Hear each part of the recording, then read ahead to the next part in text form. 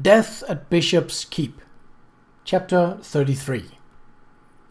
What secrets are hidden behind the tapestry of dark? Miss Bletsom, The Aunt Revenge, 1886.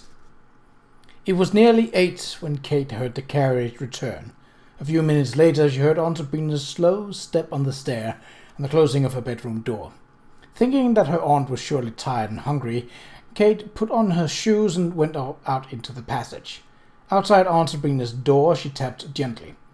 When she heard a blurred sound she took to be an assent, she opened the door and went in.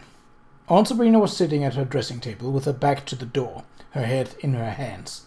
She did not look up or turn around. "You must be tired, Aunt Sabrina," Kate said gently. She needn't tell her now about the altercation in the kitchen or Tom Potter. The tale had to be told, but it could wait until she was rested. "Would you like me to fix you up a bit of hot supper? I could bring it up on a tray."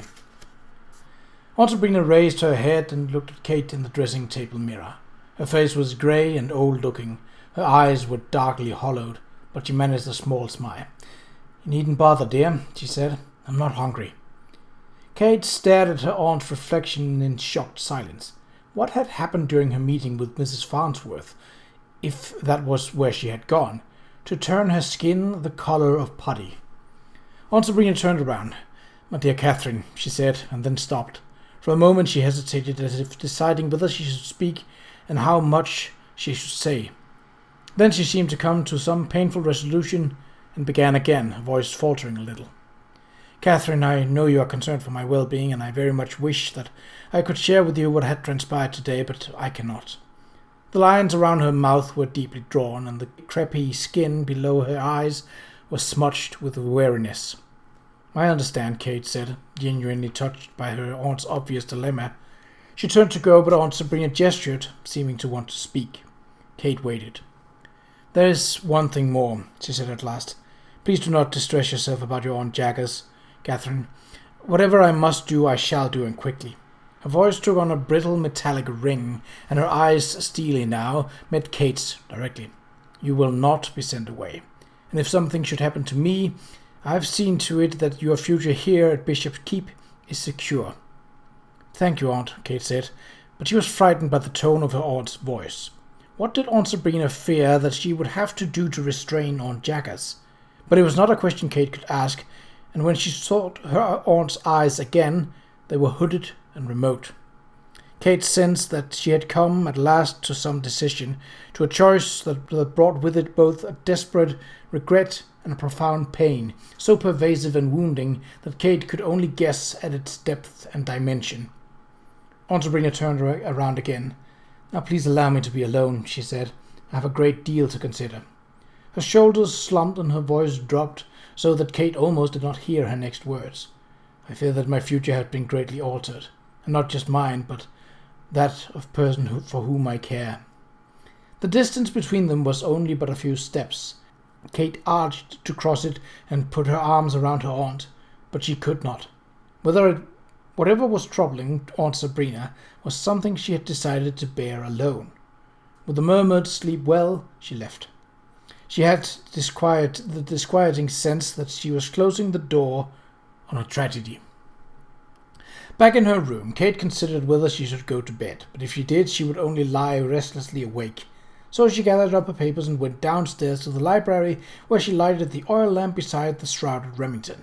It was after 8 o'clock, and the old house was silent, the servants in their quarters. Aunt Jaggers in her West Wing suit, Aunt Sabrina in her room. It was a good time to type the chapter she had just completed, and to revise and expand it as she went. Caught up in her work, Kate spent far more time than she had expected.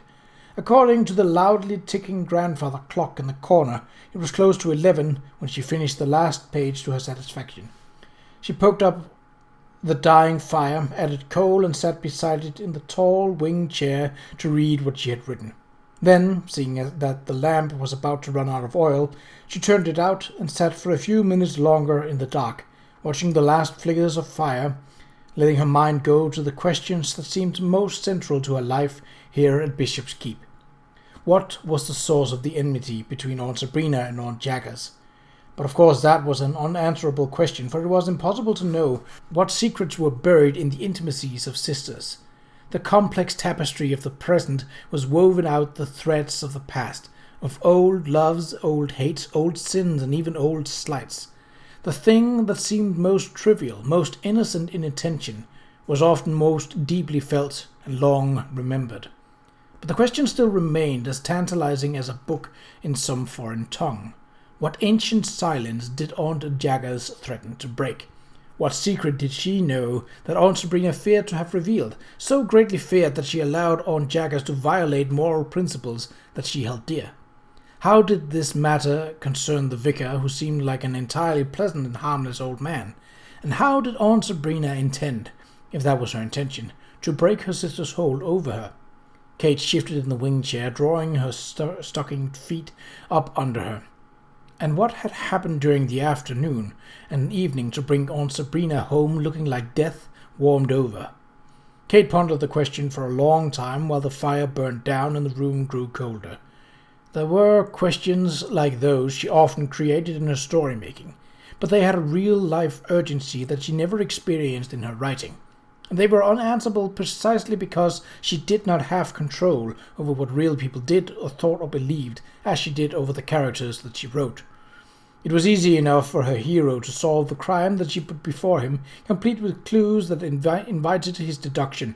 Not so easy for her to understand the intricacies of a plot she had not contrived, or the hearts of people whose secrets were hidden from her, and perhaps even from themselves.